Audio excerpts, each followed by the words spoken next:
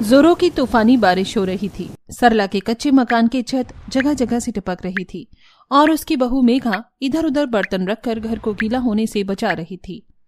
माँ जी, जरा वो प्लास्टिक वाला डिब्बा दे दीजिए, उस कोने में भी पानी टपक रहा है। अरे बहू, कितनी जगह बर्तन रखेगी तू, पानी तो हर तरफ से निकले ही जा रहा है।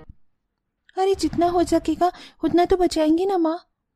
पता नहीं इस गरीबी में कब तक हमें ऐसे ही बारिश की मार को झेलना पड़ेगा। माँ, बहुत जोरों की भूख लगी है। कल से कुछ नहीं खाए, कुछ खाने को दे दो माँ। बेटा, घर पर तो अभी कुछ भी खाने के लिए नहीं है। कोई बात नहीं, तुम्हारे पापा आते होंगे खाना लेकर। बेचारे बच्चे भूख से तड़प रहे हैं। एक साथ 100 मुसीबतें पड़ जाती हैं हम गरीबों पर। जहाँ गरीब परिवार परेशान था, वहीं दूसरी तरफ शांति, कहाँ है तू? जल्दी से बढ़िया पकौड़े बना दे। लेकिन मैडम, मुझे घर के लिए जल्दी निकलना है, बारिश हो रही है। बारिश हो रही है तभी तो बोल रही हूँ कि पकौड़े बना दे।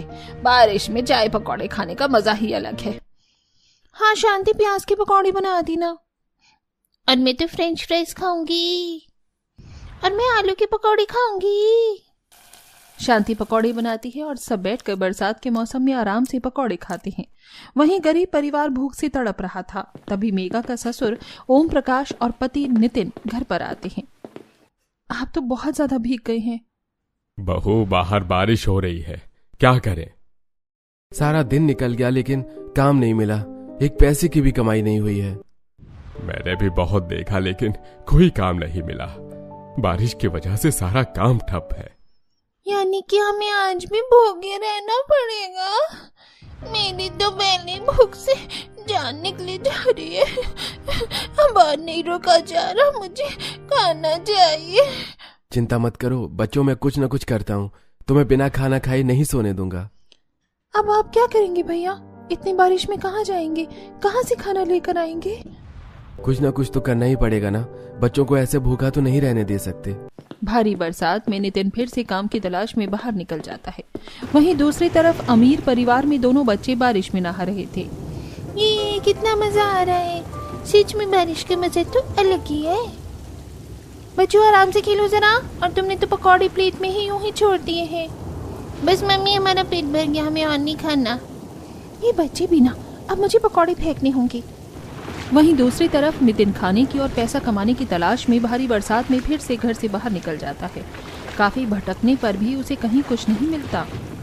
अब मैं क्या करूं? अपने बच्चों के लिए क्या लेकर जाऊं? मेरे बच्चे भूख से रो रहे हैं और मैं उन्हें रोते हुए नहीं देख सकता। भगवान, मैं करूं तो क्या करूं, कुछ समझ नहीं आ रहा। काफी भटकने के बाद भी नितिन को कहीं कोई मदद नहीं मिलती है। तभी उसकी नजर एक कबाड़ के ढेर पर जाती है। एक काम करता हूँ, इस कबाड़ के ढेर में से प्लास्टिक और लोहे का सामान अलग कर लेता हूँ। उसे बेचकर जो पैसे मिलेंगे उसी से बच्चों के लिए कुछ खाने को ले जाऊंगा। अब मेरे पास और कोई रास्ता नहीं है। नितिन ढेर में से प्लास्टिक और लोहे के सामान को अलग अलग करता है, जिसके बाद वो जैसे तैसे बरसात के पानी और कीचड़ को पार करके एक कबाड़ वाले की दुकान पर पहुंचता है और वहां पर उस कबाड़ को बेच देता है। इस सारे सामान के बस 100 रुपए हुए हैं। 100 रुपए? हाँ, 100 रुपए भी बहुत हैं भैया, दे दो जितने हुए हैं। ठीक है, ये लो 100 रुपए। वैसे 100 रुपए भी ज्यादा ही हैं, इतने का ये सामान है नहीं। अब जितने आपने बोल दिया उतने ही दे दो भैया, मुझे बहुत ज़रूरत है पैसे की, मुझे घर पहुंचना है खाना लेकर। हाँ ठीक है, ये ले लो पैसे। और घर की जगह तुम दारू के अड्डे पर ही पहुंचोगे, मालूम है मुझे। इतना कहकर वो कबाड़ी मुंह बनाता है और बेचारा नितिन पैसे लेकर एक छोटी सी खाने की दुकान पर थोड़ी सी चावल लेकर घर जाता है। अरे ये लो चावल, बस 100 रुपए की कमाई हो गई थी। जी, मैं अभी सबके लिए खाना बनाती हूँ, सबने 2 दिन से कुछ नहीं खाया। हाँ बहू, सूखे चावल ही दे दे, अब तो भूख के मारे जान निकली जा रही है। 2 दिन बाद सभी को पेट भरकर खाना मिलता है। अगली सुबह बारिश की वजह से जो घर के बाहर गंदगी फैली थी, सरला उसकी सफाई कर रही थी। तभी कमला अपने पति महेश के साथ आती है। छी, कितना गंदा कर रखा है इन लोगों ने अपना घर भी और घर के बाहर भी। यही सब कुछ तो बारिश ने किया है। और तुम्हारे घर की हालत कितनी गंदी है, क्या तुम इसे ठीक नहीं करवा सकती?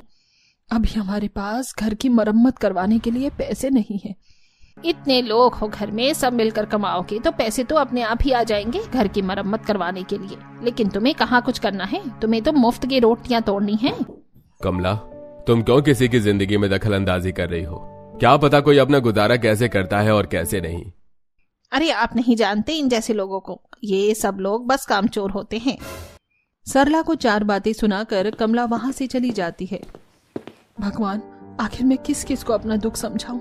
कोई मेरी नहीं समझेगा, पर मुझे पता है कि मेरा परिवार इस वक्त कितनी तकलीफ झेल रहा है। सरला घर के बाहर की और कोमल मेघा के साथ मिलकर घर के अंदर की सफाई करती है। बरसात में जैसे तैसे दिन बीत रहे थे और एक शाम तेज बारिश से उनके घर के बाहर बहुत सारा पानी जमा हो जाता है। फिर से बारिश शुरू हो गई है और वो भी बहुत तेज। कुछ समझ नहीं आ रहा कि क्या होगा। घबराइए मत माँ, सब कुछ ठीक होगा, कुछ नहीं होगा। जी, हम सब साथ हैं ना, हम सब मिलकर इस बारिश का सामना कर लेंगे, आप चिंता मत कीजिए। सही कह रही है बहू, तुम खामखाही सोच सोच कर अपनी तबीयत खराब मत कर लेना भाग्यवान। जहाँ एक तरफ बारिश के शुरू होते ही सरला के परिवार की चिंता बढ़ती है, वहीं दूसरी तरफ रूपा खुश होकर अपने पति करण से बोलती है। सुनिए जी, देखो ना कितना अच्छा मौसम है, क्यों ना हम दोनों चलकर बारिश में नहाएं और रील बनाएं। अरे यार, तुम जानती हो ना मुझे रील बनाना पसंद नहीं है।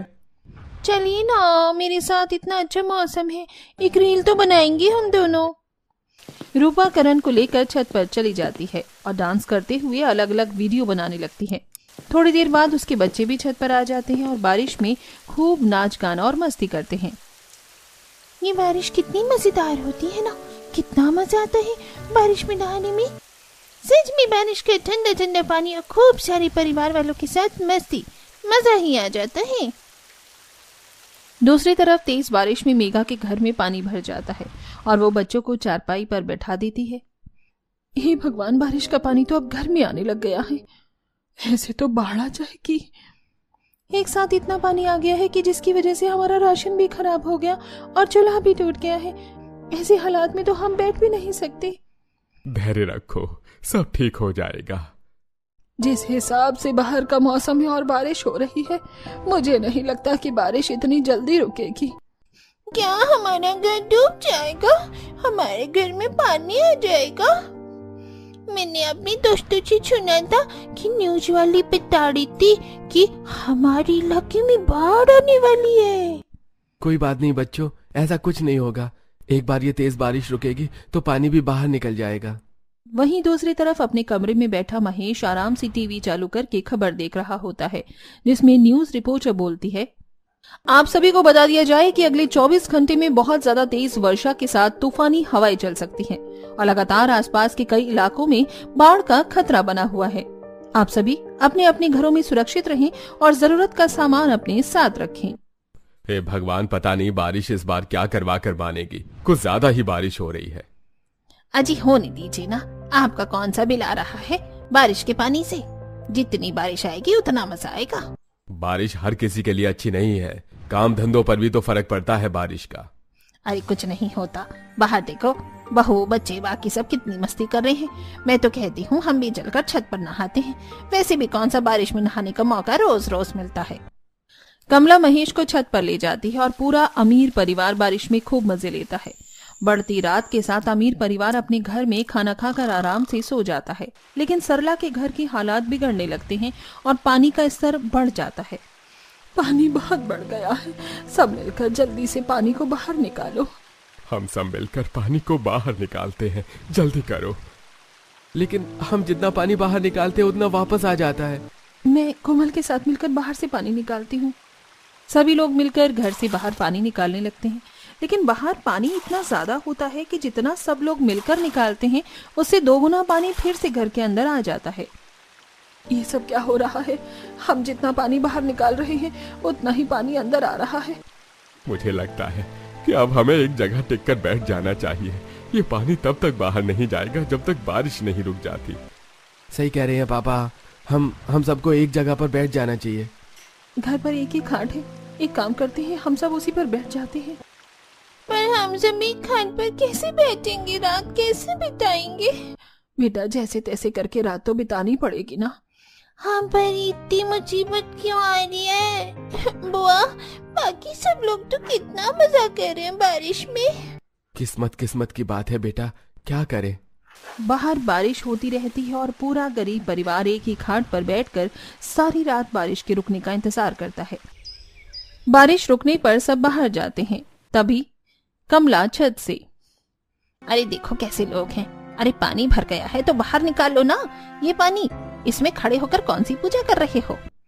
माँ जी ये लोग अपने स्टाइल में बारिश का मजा ले रहे हैं, वो भी गंदे पानी में।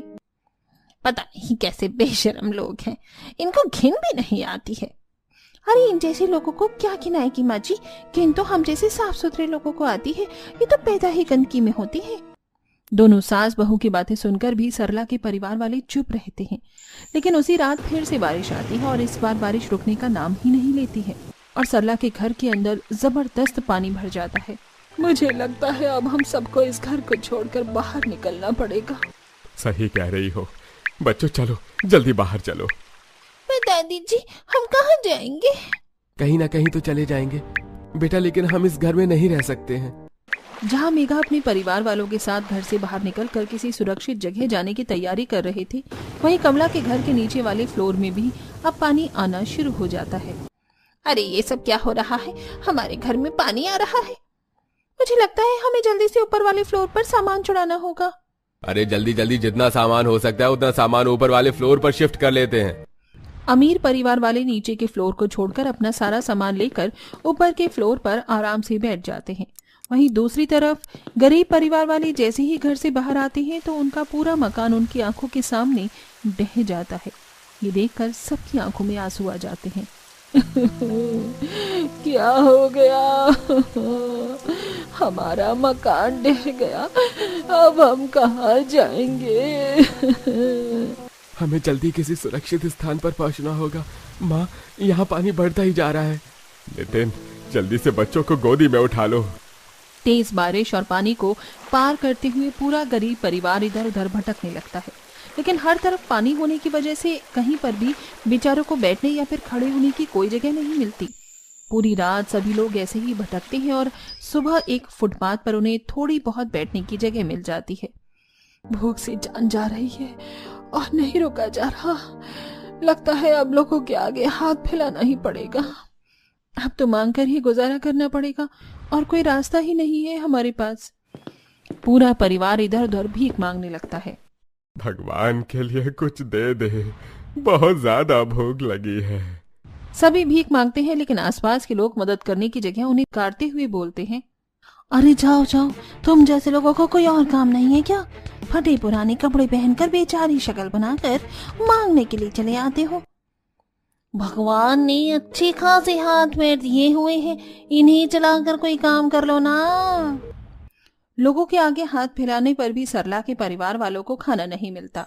वहीं अमीर परिवार में रूपा अपने फोन में ज़ोमैटो चलाते हुए बोलती है, आज घर पर खाना बनाने का मन नहीं है तो मैं सबके लिए ज़ोमैटो से खाना मंगा रही हूँ।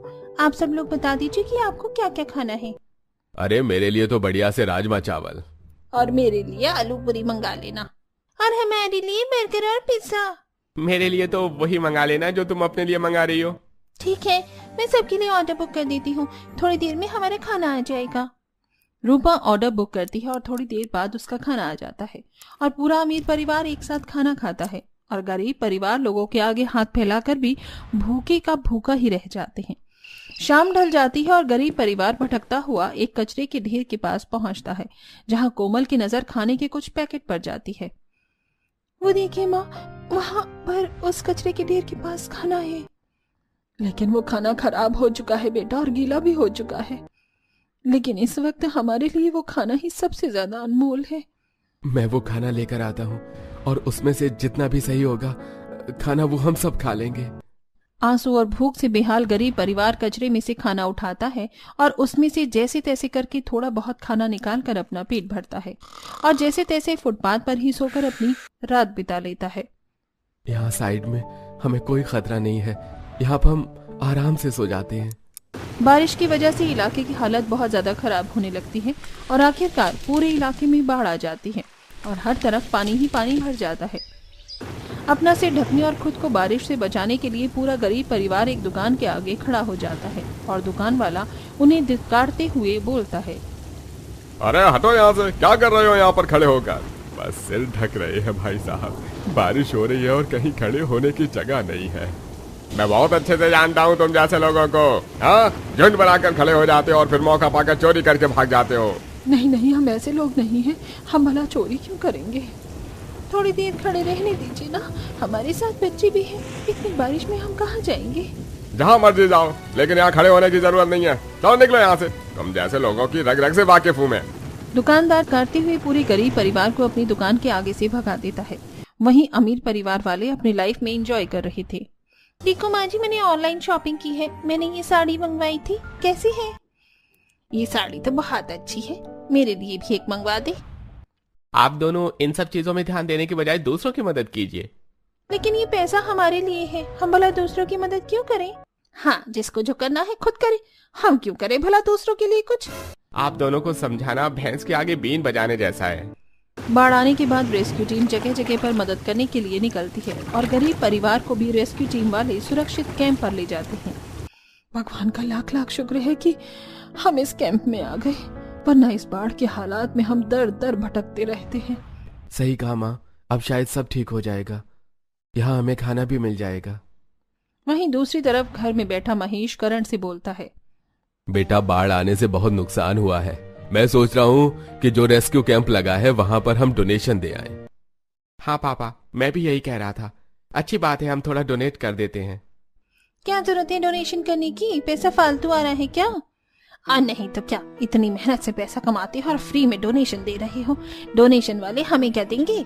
अरे कैसी बातें कर रही हो, हमारे डोनेशन से कुछ लोगों का भला हो जाएगा। चलो चले ही जाते हैं माँ जी, एक आधी रील बनाकर अपने सोशल मीडिया पर डाल देंगे, वायरल हो जाएगी। झूठी वाहवाही लूटने के लिए रूपा और कमला दोनों ही महेश और करण के साथ रेस्क्यू कैंप में पहुंचती हैं, जहां उनकी मुलाकात अपने गरीब पड़ोसियों से हो जाती है। हमारे गरीब पड़ोसी यहाँ पर भी मुफ्त की रोटियां तोड़ रहे हैं। इन लोगों का तो बस काम ही यही है, जहाँ फ्री मिलता है वहीं पहुंच जाते हैं। आप ऐसी बातें कैसे बोल सकती हैं? भगवान न करे कि कल को आपके परिवार पर भी कोई मुसीबत आ जाए कि आपको भी यहाँ आना पड़े। हम अपने आप देख लेंगे, हमें क्या करना है, हम तुम्हारी तरह आलसी नहीं है। कैंप में गरीब परिवार की बेइज्जती करके कमला और उसका परिवार वापस से अपने घर आ जाता है। कुछ दिन गुजरते हैं और बाढ़ से हालात हर दिन बिगड़ते चले जाते हैं और एक दिन जब पानी का स्तर बहुत ज्यादा बढ़ जाता है तो उसका मकान भी ढह जाता है। हे भगवान, ये सब कुछ क्या हो गया? हमारा मकान। बारिश और बाढ़ इतनी ज्यादा थी कि हमारा पक्का मकान भी उससे झेल नहीं पाया। अब हम सबको भी रेस्क्यू कैंप जाना होगा, अब हमारे लिए वही एक सुरक्षित स्थान है। जल्दी चलिए, इससे पहले कि मकान के साथ साथ जमीन भी ढह जाए और हम सबको कोई नुकसान हो जाए। तभी वहां पर रेस्क्यू टीम वाले भी आ जाते हैं और महेश और उसके पूरे परिवार को उसी कैंप में ले जाते हैं जहां पर गरीब परिवार पहले से ही रह रहा था। हताश परेशान कमला के परिवार के पास सरला के परिवार वाले आते हैं। क्या हुआ आंटी जी, अब आप पर भी कुदरत का कहर टूट गया ना? इसीलिए कहते हैं मुंह से बड़ा बोल नहीं निकालना चाहिए, मुसीबत कब किस पर आ जाए किसी को नहीं पता है। मकान कच्चा हो या पक्का, अगर टूटना होगा तो अच्छे अच्छे पर्वत भी टूट जाते हैं बहन जी। आप सही कह रही हैं, हमने आप लोगों के साथ बहुत गलत किया। अब जब हम पर मुसीबत आई है तब हमें पता चल रहा है कि कैसा लगता है जब आंखों के आगे सब बर्बाद हो जाता है। हमें माफ कर दीजिए, हमें माफ कर दीजिए, हमने आप लोगों के साथ बहुत गलत किया। आपकी परेशानियों को समझने की जगह हमने उनका मजाक बनाया। कोई बात नहीं, अब हम सब एक ही जगह पर हैं और एक ही परिवार है। ऐसे बुरे वक्त में हम सबको एक दूसरे का सहारा बनना चाहिए। बिल्कुल सही, हमारी एकता ही हमारी सबसे बड़ी ताकत है। अब सभी रेस्क्यू कैंप में रहते हैं। कुछ समय बाद जब हालात ठीक हो जाते हैं तब अमीर परिवार वापस आकर अपना घर ठीक करवाता है। मुझे लगता है हमें हमारे गरीब पड़ोसी की भी मदद करनी चाहिए। अब कैंपिंग का समय खत्म हो गया है, उनके पास रहने को घर नहीं है। सही कहा, अगर उनका घर ठीक नहीं हुआ तो ना जाने उन्हें कहाँ कहाँ भटकना होगा। आप लोगों का ऐसा बदला व्यवहार देखकर मुझे बड़ी खुशी हो रही है। तब अमीर परिवार अपने और अपने गरीब पड़ोसी के लिए भी घर बनवाता है। इसके बाद गरीब परिवार के पास भी रहने के लिए पक्का मकान हो जाता है और वो उनका शुक्रिया अदा करने आते हैं। आपका बहुत बहुत शुक्रिया। हाँ, सच में आपने हमारा घर बनवाने में हमारी इतनी मदद की, हम आपका ये एहसान कभी नहीं भूलेंगे। कोई बात नहीं, एक पड़ोसी ही तो पड़ोसी के काम आता है। इस तरह बाढ़ के बाद दोनों परिवार की स्थिति ठीक हो जाती है।